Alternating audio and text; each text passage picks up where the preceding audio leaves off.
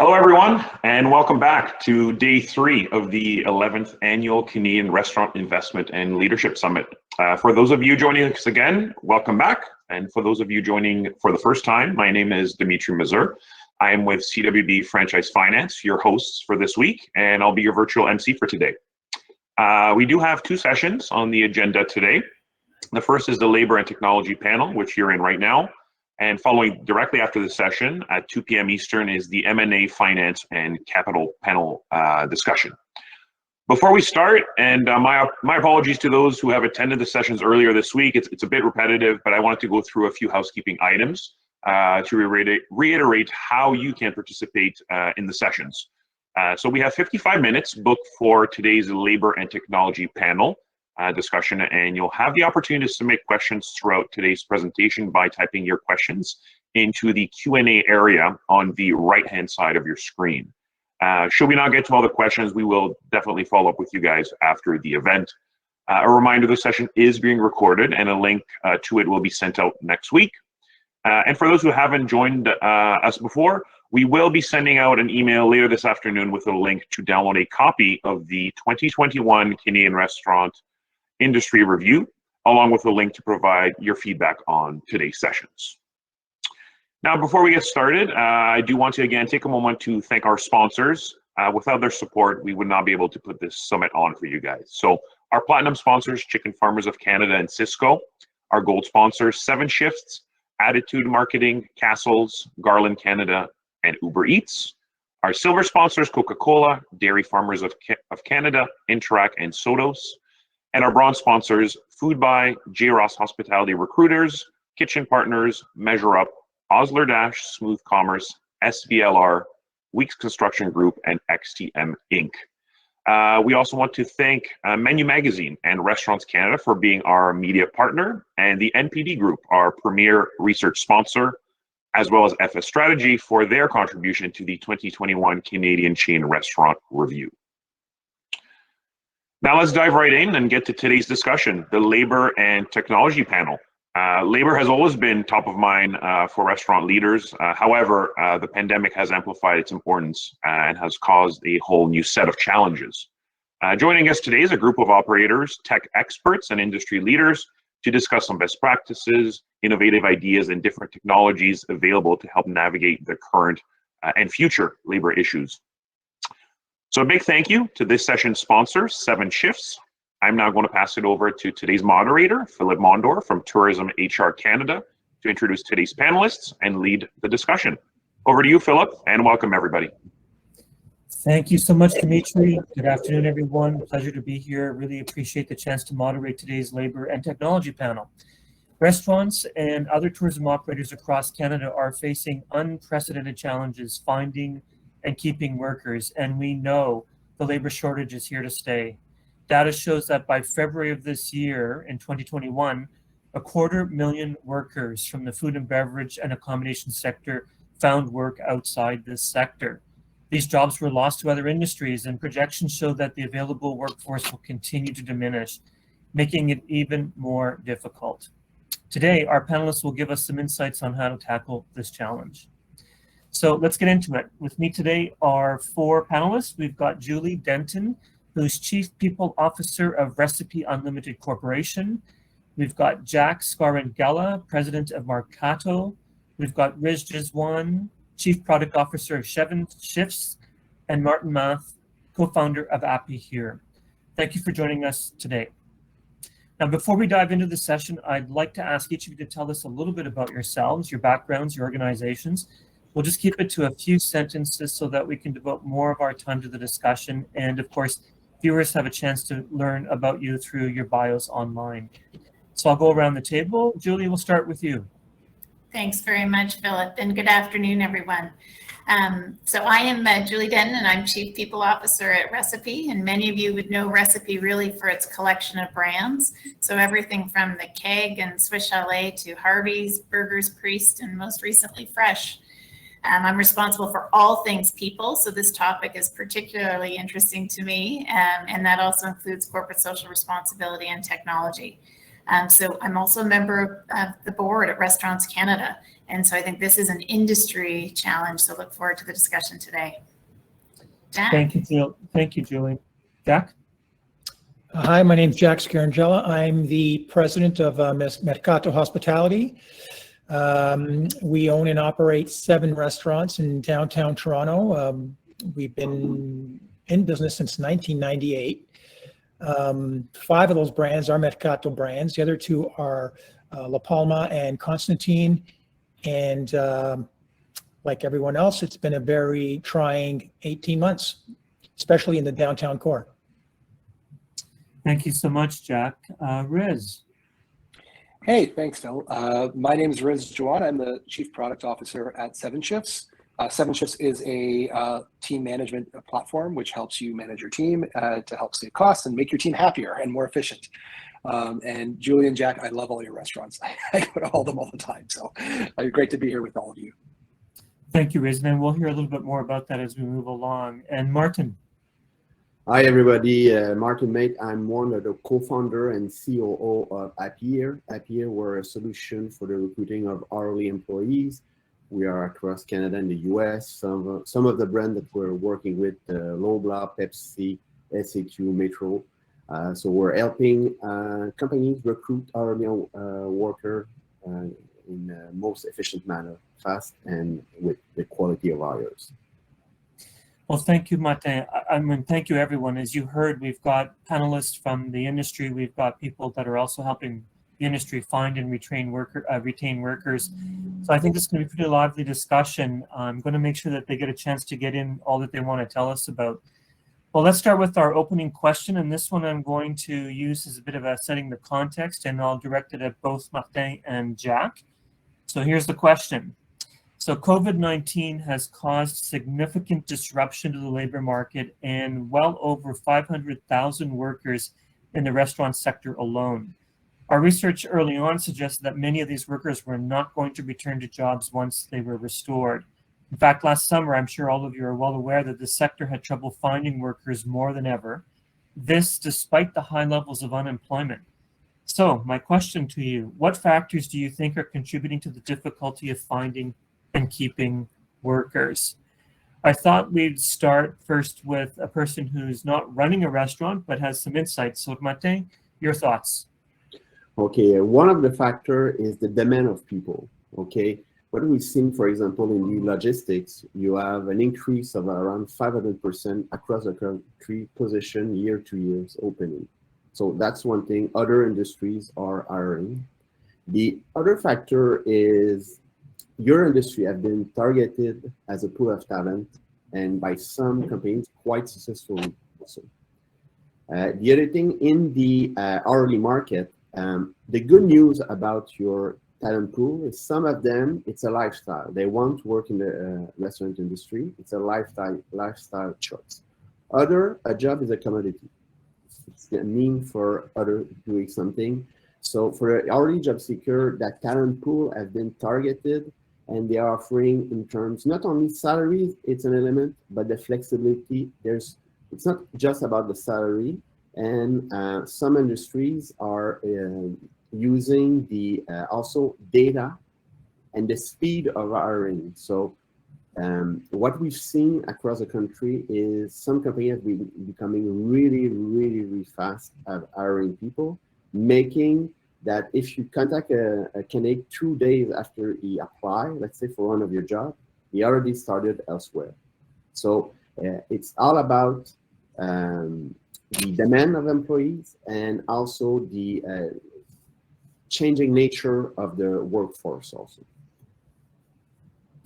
Thank you, Mathe. There's a lot of good insights there already. That's that's a good place to begin here. And Jack, you're feeling it more right from an operational level. What are your thoughts on this?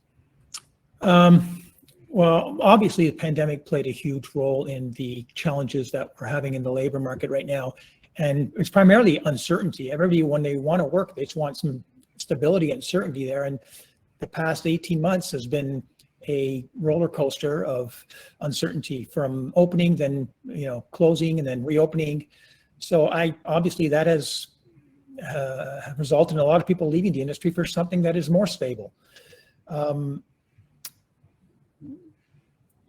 I also believe that people have been a lot more selective in their choice of employment, and they've had, I'm not going to say the luxury, but they were able to take their time and be a little more picky when it came to looking for employment for a number of reasons. Obviously, the first one, they wanted more stability. So when they made a decision on where they were going to work, they just wanted to make sure that they could continue working. And secondly, I'm not sure to how much of an effect, but there's also government subsidies which allowed employees to be a bit more selective in where they worked. This, coupled with the crazy demand on just the sudden reopening of all the restaurants, was probably the biggest challenge. You went from 0 to 100 in a matter of weeks. So you have thousands of restaurants looking for employees. Like, just think of anyone that's opened up a new restaurant, how hard it is to build a roster to operate a new restaurant. Imagine going from 0 to 100 and thousands of restaurants looking for employees. That being said, I'm the eternal optimist, and I do think that people will come back to the industry because, like you said, Martin, it's a pretty vibrant industry. Let's not forget why people want to work in hospitality. So I feel that, tide is turning. My experience over the past couple of weeks is that we have more people entering the workforce and willing to come back to the hospitality industry. And that's also coupled with some strides that employers have made to kind of address employee wellness. So it's been a challenge, but I do feel that I'm optimistic, and I do feel that things are turning around. Thank you, Jack. I'm glad you brought up, you brought it to an optimistic point, because I think we're hearing from people as well that we're starting to see a little more of the idea of the recovery. As an industry that's protracted in terms of its recovery, we have lost most of our workforce to nearly every other industry. And just for the interest of the group here, about 40% to healthcare alone. They too were facing a lot of shortages, as you well know. So a shrinking supply and a protracted recovery makes this a little bit difficult for sure. Look, let's move on to the second question. And it's a bit about reflecting on the reasons why the industry is finding it difficult to attract and retain. We've heard some from Jack. But I guess part of my related question is, how do we get them back then? Like, if it's not the previous jobs they were in, at least we want to try to get them back to the industry. And it seems that part of the difficulty that we've heard, and I want to put it on the table because it's hard to not speak to it, but there's been damaging stories about the nature of the work, the wages, the work conditions. Again, Jack alluded to this a little bit in terms of some changes in practices. But all of that's out there right now. It's compounding part of our challenge. So let's hear from both of our restaurateurs. We'll start with Julie. Thanks very much, Philip. I do want to come back to 2 points that both Jack and Martin just made, and that's with regards to stability and flexibility. And so when we think about how do we attract and retain, COVID really made that difficult because there was no stability for people. They couldn't anticipate where the next check was coming from, and trying to navigate the actual programs that were put in place was quite challenging. So the key for us, first off, we're not different than other industries in the sense there's always going to be bad actors. And so we've got to be very careful about painting the industry with that brush. And we've got to get back to putting more hospitality back into the industry. Hospitality is at the core of what we all do, and that attracts a certain profile of person. And so bringing that back, it's been all about health and safety and masks and plastic glasses and physical distancing, and folks that join and have a great dining experience. That doesn't feel like why people join the hospitality industry. So key to us is making sure that we can provide our employees with consistency, with flexibility, and opportunities to learn and grow. And so all of the core things that we put in place are around benefits, flex schedules, learning and growth opportunities, mentorship programs. We've launched Recipe University, so we have virtual training programs for all of our associates so that they can continue to learn and grow. But we've got to give them really what anyone else would look for in an industry, and those are the same cornerstones for our industry that others are looking for. And so I encourage, anyone else in this sector, it really is about growth, opportunity, flexibility, consistency, that I think is really going to bring people back. And that spirit of hospitality that you don't see elsewhere, that we've got to bring back, because our restaurants were painted with a bit of a bad brush. And, we've been a heavily regulated industry all the way through, health and safety, food temps, like we've been doing that since inception, and so this has really been a change for how our industry was viewed. And so all of us collectively want, to bring the fun back into being in this industry, and make sure we can address, again, flexibility, consistency, and learning and growth opportunities for our teammates and all the programming that goes with that.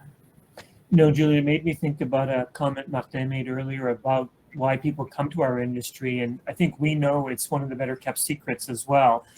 But we've got to combat some of that image problem now too. And I think you hit the nail on it with some of these helping better demonstrate it is what the offer is and what we do have. I think it will definitely change the tune. Jack, I had you on this list as well. You started to get into this a little bit, but what other thoughts do you have about how we get people back? Well, if there's one good thing that came out of this pandemic, it's that employers now have to be a little more aggressive with the whole, employee wellness programs, and not that we weren't before, but if we were, we would be more aggressive, and those that weren't have to start giving it some serious consideration.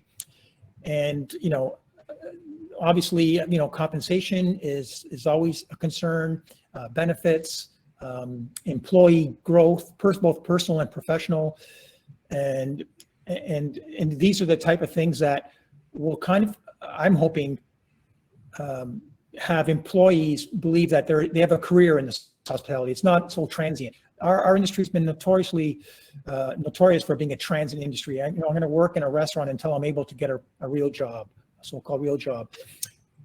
If we can put more emphasis on a career in hospitality and you can grow and employee wellness, I think that'll make strides in addressing some of these issues that we have. With the growth potential and all of the opportunities we have with all of our vacancies, I think it's probably a better time than ever to really attract people back to these opportunities. Okay, let's move on to the technology part of today's panel discussion. I mean, this is an important part of also helping address the labor market issues. So we'll hear from our two panelists that help operators with some technology solutions. So I just want to frame this. I mean, the COVID pandemic has accelerated the impact of digitalization on this industry.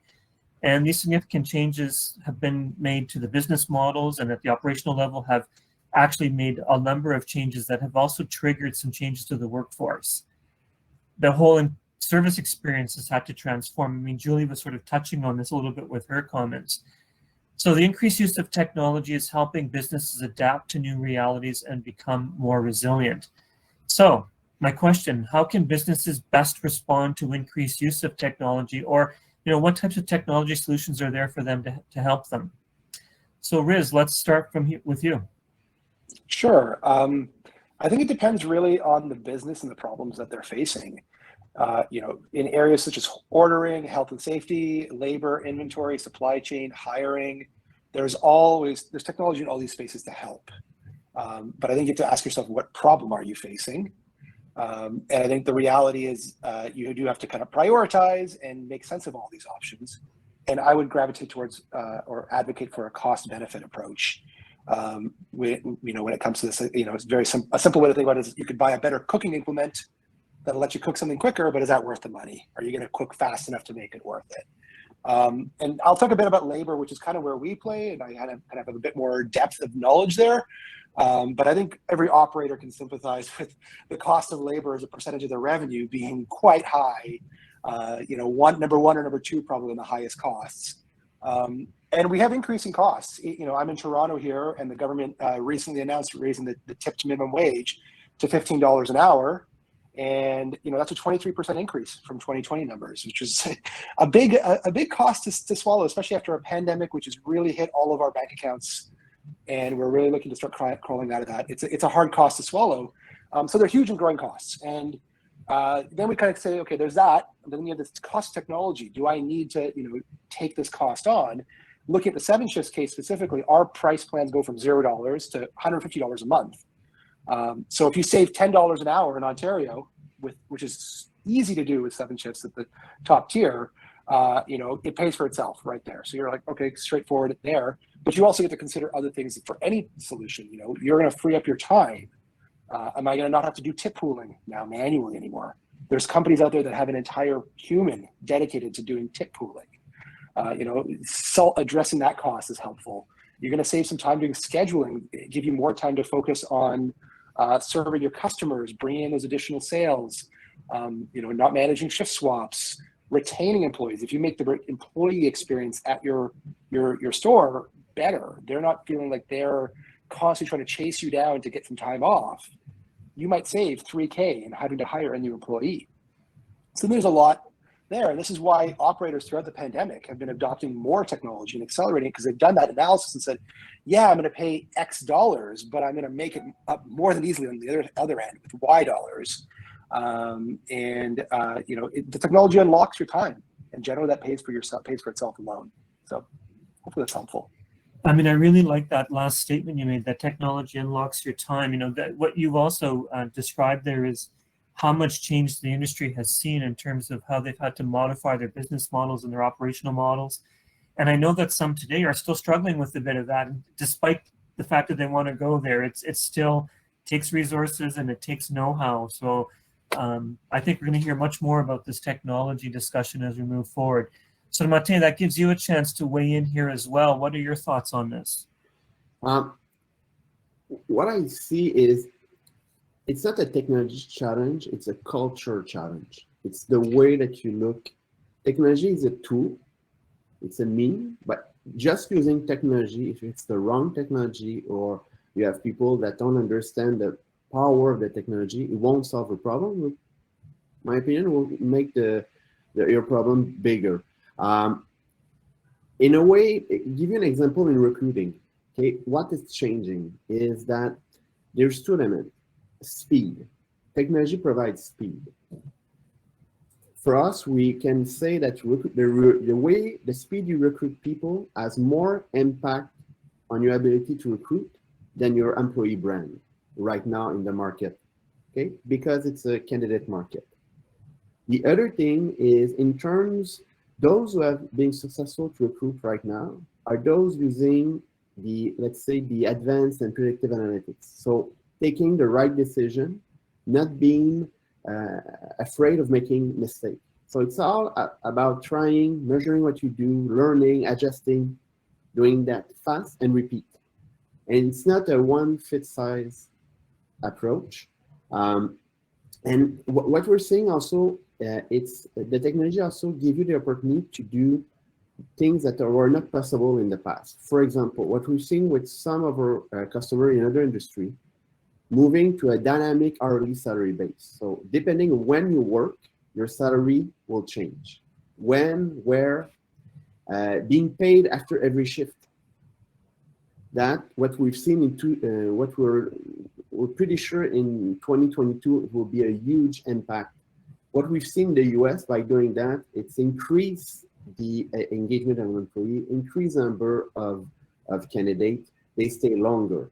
So the technology gives you the opportunity to do things that were not possible in the past. Martin, I found that to be very interesting, and I hope that the operators are listening carefully around some of these changes, because that's, for some, very novel and new in terms of what you've described. And yet, we've been seeing similar trends in other industries, and I think it's inevitable that we start moving in the direction of learning to work with technology to better manage our human capital. But let's build on that question. I know I get some odd questions about this sometimes, so I thought I would just select a few quick ones for the group here. We'll build on that, go a little bit deeper, but we'll keep these as quick fire questions, just quick response, because they're kind of classic things that get asked all the time. Mathe, I'll go back to you just again here, but I get this question routinely. Will technology replace workers, or will it require the industry to increase the size of its workforce? I think it's not about replacing an employee per se. It's about changing the mix of what the employee do and how you use technology. Okay. what we'll see is you will need to have tech-savvy employees. And it's not because they're young, they're tech-savvy, okay? So the other thing is that the right technology will increase your productivity, but on the other end, it make them more efficient, but make them work more, okay? So it's all about, and I'm coming back to recruiting because it's all about working on what is value the task or not. And in recruiting, most of the tasks you do while recruiting are not value added. So training, coaching, reskilling your employee, that's value added task. And that's what the way you need to see technology is that it will save you time to work on tasks that are more value added for you, for your customer. What we've seen with our customers that have been able to do that, especially in retail, is that it has an impact on your top line and bottom line really fast. So that's I will say it's not about replacing working. For sure, you need to automate, okay? But it's not just about what we're seeing is that they're taking the employees, fewer employees, they're paying them more, they're having better quality in terms of employees, and making them work on tasks that are value added.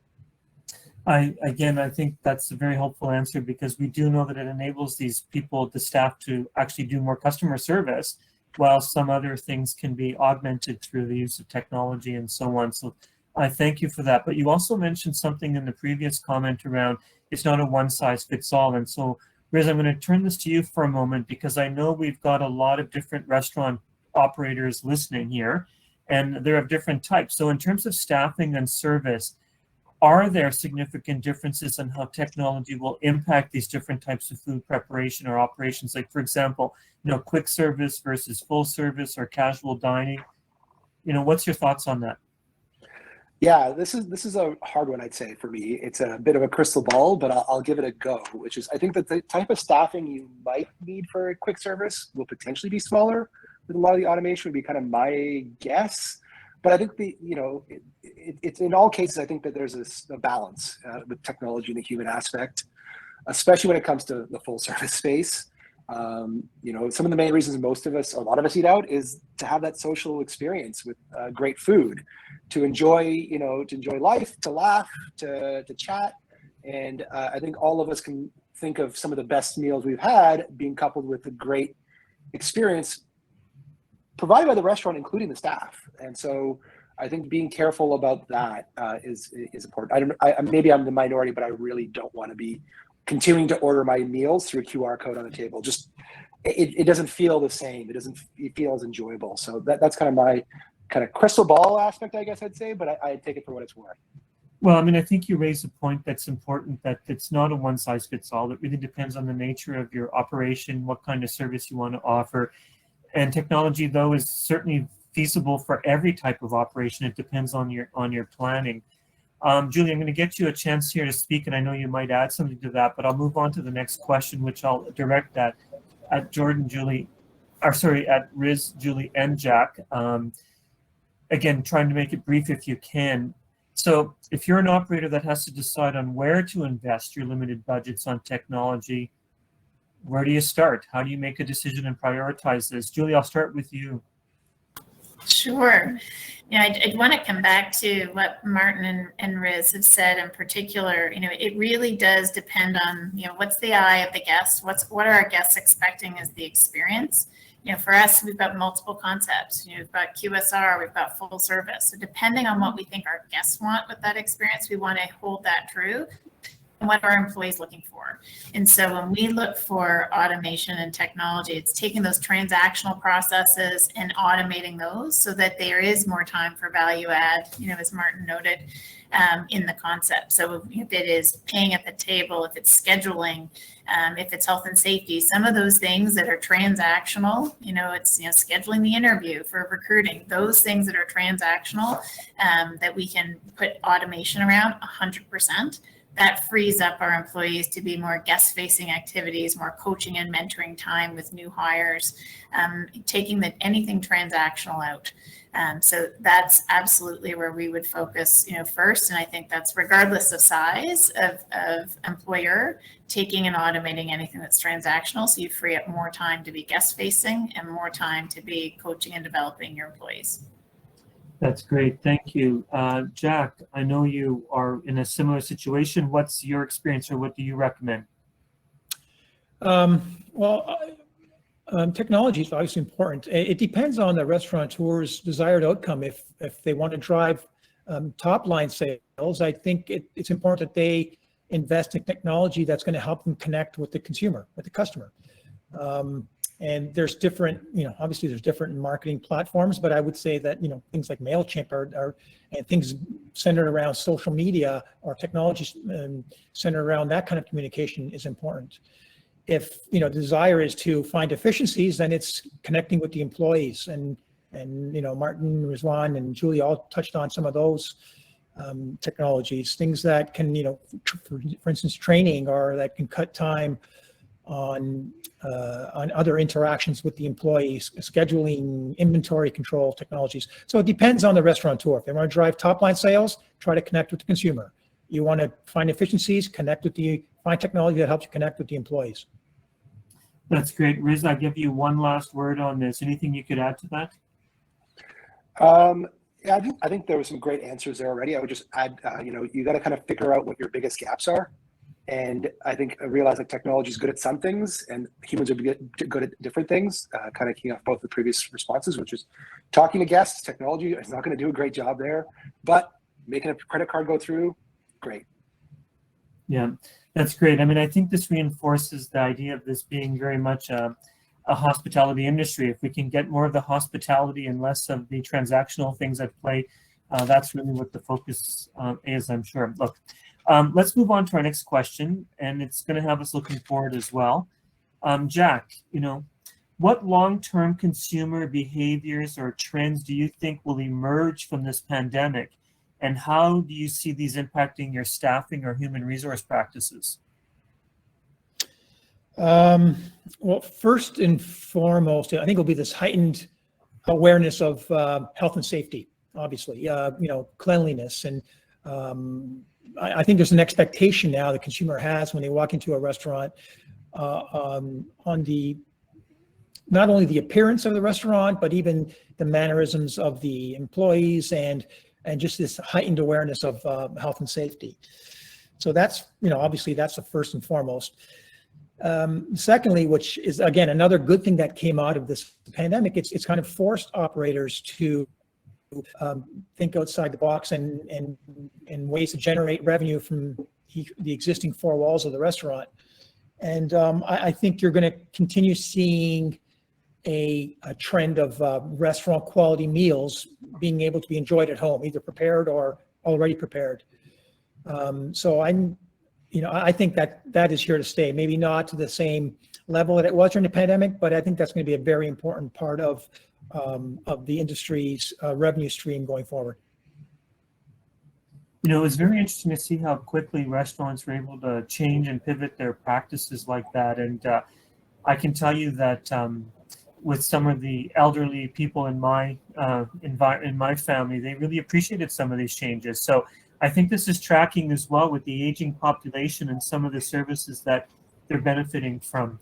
Julie, like you're dealing with this as well. What are your thoughts, and what have been some of the things that you've undertaken?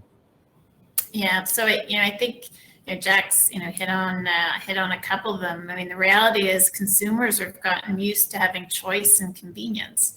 And so, our consumers now can have takeout, they can have delivery, they can have order ahead pickup, they can get something that they can take home. You may have had one of the restaurants that had, ready to go meals that you take home or something for the freezer. And so I think a lot of that choice is here to stay. But now it's a balancing act to say, how do you make sure that your guests have a great dining experience when they do come in to eat with you, coupled with still fulfilling those other channels that they've gotten used to over the last 2 years. And so that affects the layout of our restaurants, that affects the technology, that affects, hours of operation and services. You're servicing multiple channels. You've got folks coming in and aggregators arriving for pickup and takeout at the same time that you want to make sure your guests that have chosen to come and dine with you are having the best experience and a hospitality oriented experience. So the training that's going into that with our teammates to make sure that they're, it's different skill sets. I need a process person who's really efficient running takeout and delivery, and I need a really hospitable person who's, really taking care of the guest who's in the restaurant. So we're looking for different skills now. We're looking for different people to manage those channels differently and trying to make sure that all those different consumers that have different needs and wants and preferences are being fulfilled the way they want to. So it is definitely an omni-channel world now, and that requires different skill sets across our teammates. And one that's forever dynamic, I'm sure. So it'll be a changing target as we move forward. But boy, that hones the skills, and that really hones the nature of the business model, which I think will build resiliency and really help us in the future when we face other kinds of events like this. Okay, I'm going to move on to our kind of last question before we go to Q&A, and I wanted to keep this one fairly open to give you all a chance to try, to give yourself your last voice here. Again, I'll ask you to keep it relatively brief, but take the time that you need. This way we can also get a chance to respond to some of the questions that have come up. So I think one question that many people are grappling with is, how will the workforce of 2025 be different than the workforce we had in, say, 2019 or 2020? So Julie, I'm going to go back to you to start. I come back to what we talked about at the beginning, and we do need to make this a career again for people. So, I think it's going to be a much more varied workforce. I think we're going to see a different demographic, with our birth rates going down and the population of, 15 to 24-year-olds shrinking. And I think you're going to see a different demographic of individuals working in a restaurant. I think because of the channels, we're going to see different profiles. We're going to have hospitality folks in the dining room, and I'm going to have process people, running back a house. And I think we're going to have more permanent full-time roles where we're going to have, benefits and health and wellness programs, and we're going to have, a blended dynamic workforce because we've got multiple channels and we're an omni-channel business. And the technology piece cannot be underestimated because it is prevalent. So tech savvy individuals for those roles that need them. So yeah, I think it's going to be very, very different than what we've seen for the last 5 years. And yes, it's been accelerated because of COVID, but we had a labor shortage prior to COVID. So it's just been accelerated because the business model also changed. And so the needs in servicing multiple channels changed, and all of that came quicker. But we had pressure on us before. It just forced us to deal with it sooner.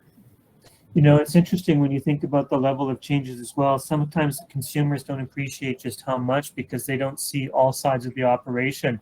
One example of that was how the supply chain management had to change significantly. And, that's an example of a bigger challenge moving forward. Just to put one on the table just to taunt this. Joy, that was really helpful. Jack, let's hear from you. What do you, how do you think? Yeah, I can't help but stress what Julie just said, that we're going to move away from more of a transient workforce, more to work towards a career-oriented workforce. And I think employers are just going to have to continue investing in their people and helping them grow both professionally and personally. So that's where I see the workforce in 2025, a more stable, transient, full-time workforce, untransient, sorry. Thank you so much. Now, it'd be interesting to hear from guys that are not running restaurants, but what their reflections are on this as well. Let's go to Riz. I think I'm going to echo a lot of the same, honestly. I think that Julie and Jack are bang on, which is the expectations are going to be different for staff. We're going to want to turn a job into a lifelong career. I think that being able to fill that need is going to be key.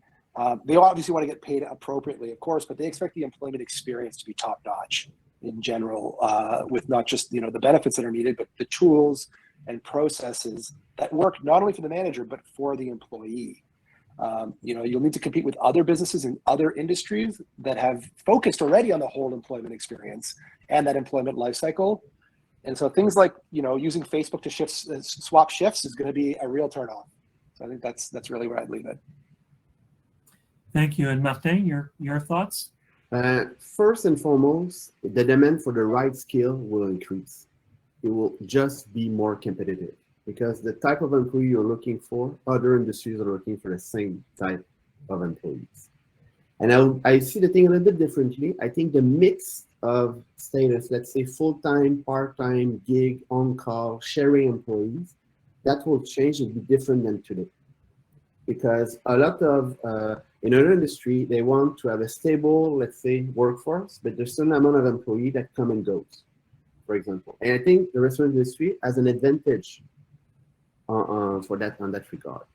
The other thing in our space is, for us, the way we see it is like the stock market trading, the digitalization, let's say recruiting, it will be too fast to be done only by human. Right now, we have customer that hire within 40 minutes between the time the person applied that they get an offer. And we think in 5 years, the job seeker will get hired in less than 5 minutes with no interviews for certain positions. So the speed will have a huge impact on the way we manage employees. And for me, technology will be essential for surviving, but it's more importantly for thriving. And also to people that might be shocked at what I'm saying, it's not about what you think the market will go. It's about embracing where it's going. I think it's a question of culture coming back. It's the way you look at how you use technology and all the risk and reward of using technology in your operations. And Martin, I think what you just emphasized, is an important add-on. So when I talk about sort of a stable core and making it a career for some, but augmented with dynamic shift work that's got flex schedules, easy swapping, in, out, augmented with that 100%. But I think a more stable core for those core roles. But absolutely, and technology will be paramount for enabling that shift worker, so to speak, that wants flexibility. They want it on their terms, for sure. It strikes me that a lot of comments that you've all made really speak to the ability of these business of the restaurateur to manage their human capital well. Like nearly every item that you mentioned is really about having strong bench strength or capacity to manage human capital, and that really is at the core of the business. And I see technology as being very relevant there. Anyway, enough of my comments. Let's go on to a few questions we've had from some of the viewers. We've got just enough time to sort of work through a few of these. This first item is one that I come across frequently, and I also have to answer frequently, so I'll be interested in your thoughts on it. And here's what it says. We talk of our restaurant industry facing a shortage of labor on one hand. On the other, we're talking of millions of people unemployed. Do we need to dig deeper to define the problem better? Who would like to tackle this? Julie, you want to start? Oh, sorry. So with regards to millions of people being unemployed, I think we're already starting to see that shift a little bit. So, CERB was replaced by Employment Income Program. That wound down just last week. And so already, I know at least in our industry, with that program now coming officially offline, we've seen a 10 to 15% increase in applications, for roles that we have posted. So I do think, there's, CERB was intended for one group of people, and perhaps there were probably more that availed themselves of that benefit than who was really intended to receive it. I do think CEWS was a fantastic program and was a lifesaver for many in this industry that allowed employers to retain employees, which was the intent. So I think that the comment with regards to millions of folks being unemployed, we're going to see less of that. Now that those income programs are all coming offline, you are going to see people, I think, getting back to work. I think the test will be, 60 days from now, when the checks are no longer coming in the mail. What does that really look like with regards to employment levels, in the country? And that's been across our entire network. So whether you're a supplier, a distributor, a manufacturer, or food services or restaurateur, everyone is affected by labor shortages. So it's not unique to restaurateurs, it's our entire supply chain. So if it's a product that is made and it requires any human intervention, it's been affected. So I do think that those programs now winding down, just last week, last checks arrived this week, you're going to start to see things looking a little different. You mentioned earlier as well that we were facing shortages beforehand, and that's true of many industries. As of September 21, that's just a month ago, Canada employed the same number of people as it did in February 2020, just at the beginning of the pandemic. And we heard the media characterize this as 100% of jobs lost during the pandemic are now recovered. But I can tell you that unemployment remains elevated while tourism businesses are still struggling to find these fill these job vacancies. And there's a lot of reasons for that, as you've indicated. But part of it is the simple fact that the industry's also been growing surprisingly during this time, as have other businesses. The migration of workers has moved from our industry to others. Well over 40% moved to healthcare alone. And data shows that by February of this year, 250,000 people were lost in the food and beverage area itself. So with the protracted recovery and the slow recovery, I think it's going to be part of the challenge. But just to say that the unemployment levels are now at pre-pandemic, it's just that there's also more jobs out there, and all those workers with our skills have moved on. That's one of our challenges. Anyway, enough about my narrative again. We're running out of time. I'm going to go on to the next question here. This is also related to technology, and I think we've kind of got onto this a little bit, but it's a helpful frame. Do you see faster adoption of robotics coming? So I think you can read that a few different ways. Mathe, would you like to pick that one up? In a way, in certain industries, you will see that. But I'll tell you one example of I've seen of using robotics that have been, in terms of diversity and inclusion, was really great. Is a company in Japan that is using people who are paralyzed to act as servers. So the one that you see, that it's a robot that comes to your table, but it's someone who is in his bed at home, paralyzed, that is doing the interaction. So you're dealing with a robot, but it's a human.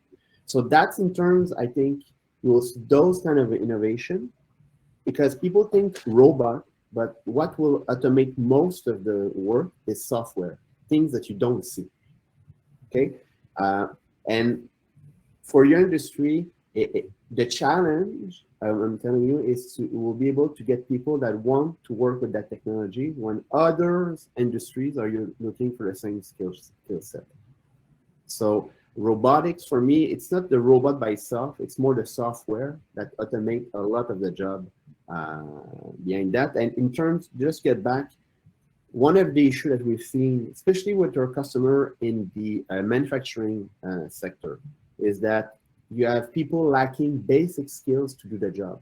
It's not their job, but you need a certain amount of skills in mathematics, reading, and they're struggling because there's people who don't have those basic skills. So that's another reason why you see a lot of unemployment is people that they have jobs, but they don't have the skill set or the desire to do their job. So that's another aspect of that work environment.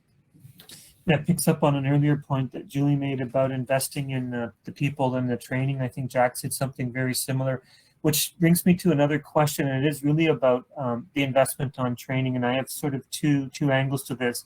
So the first one here is, any thoughts on developing management so they're better at managing the hourly team members? And they put ... Don't people quit because they don't like their bosses? It's a common mantra we hear, and there's some truth to that. Jack, would you like to pick that one up? Sorry, can you repeat that question, Philip? I wasn't. Sure. They wrote, any thoughts on developing management so that they're better at managing the hourly team members? ... Don't people quit because they don't like their bosses? Is the comment they made. Yeah, that's actually quite true. So the challenge here is, it's people, but just make sure that we have the right people, right leaders. And I'm not sure if that is restaurant specific, but if we invest in our management team and give them the tools to communicate and run a fair work environment, that shouldn't be a problem. So it boils down to people, making sure that we invest in the right people, especially when it comes to leadership roles. Julie, would you like to add to that?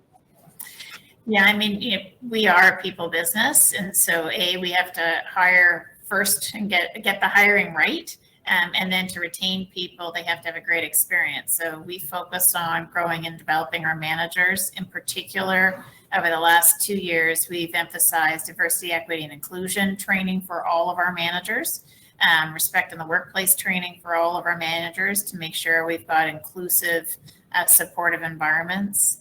We put more formal performance management into all of our managers, so that they are coaching and developing as opposed to a historical role of enforcement.